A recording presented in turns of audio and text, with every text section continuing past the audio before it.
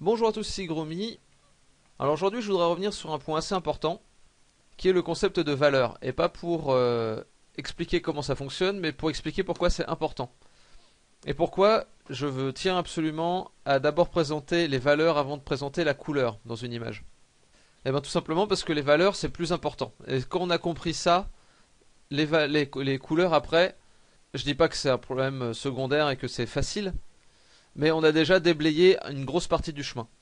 En fait, tout ça pour une raison très simple déjà, c'est que dans l'œil humain, qui est une sorte de grande sphère comme ça, on a un iris, donc là bon c'est pas parfaitement rond, mais normalement c'est rond, avec à l'intérieur une pupille. Et en fait l'iris permet de dilater ou contracter la pupille.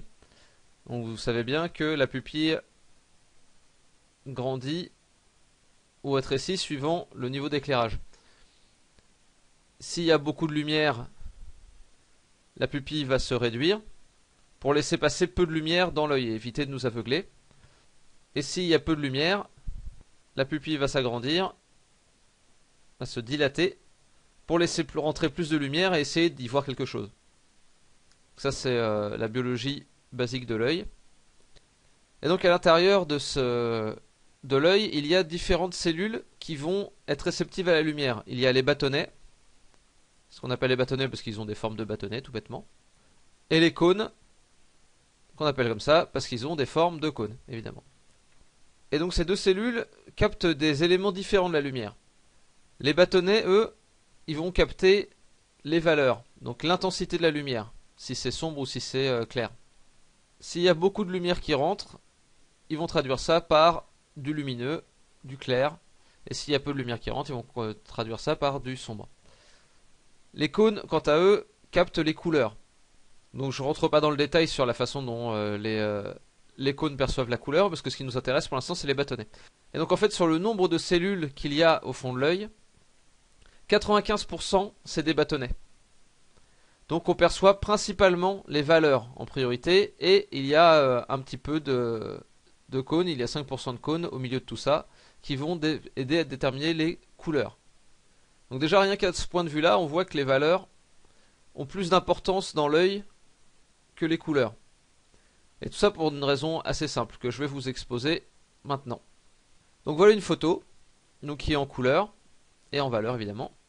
Donc c'est une photo personnelle et cette photo, si j'enlève les couleurs, elle va continuer à se lire très bien.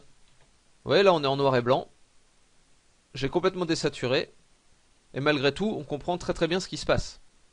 On définit très bien chaque bâtiment, qu'ici il y a du feuillage et tout ça, on définit les formes, il n'y a absolument aucun problème, on comprend la profondeur, et on voit bien que les différents plans se détachent parfaitement. Et on peut même aller plus loin, je vais prendre cette deuxième photo, dont les couleurs n'ont rien à voir avec la photo originale de l'autre côté, donc je la prends, je la copie, je la colle ici, et je vais la mettre dans Photoshop avec un calque sur un calque qui va être en mode couleur, comme vous voyez. Donc ça va transférer les couleurs de ce calque-ci à l'image du dessous. Donc vous voyez là les couleurs ont changé, c'est les couleurs d'une photo qui sont transposées sur une autre. Mais ce qu'on voit en priorité, ça va être les différents bâtiments, la profondeur de l'image, les feuillages en premier plan, etc.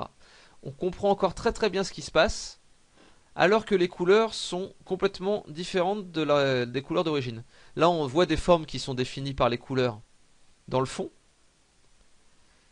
On en voit quelques-unes qui se détachent un petit peu parce que c'est des couleurs différentes sur l'image d'origine. Vous voyez là c'est ce bloc là, et puis ici là les trucs qui se détachent c'est les points qui sont très lumineux là, et qui sont donc complètement désaturés. Donc tout ça ça se voit encore légèrement sur l'image, donc on voit que les couleurs c'est pas négligeable non plus.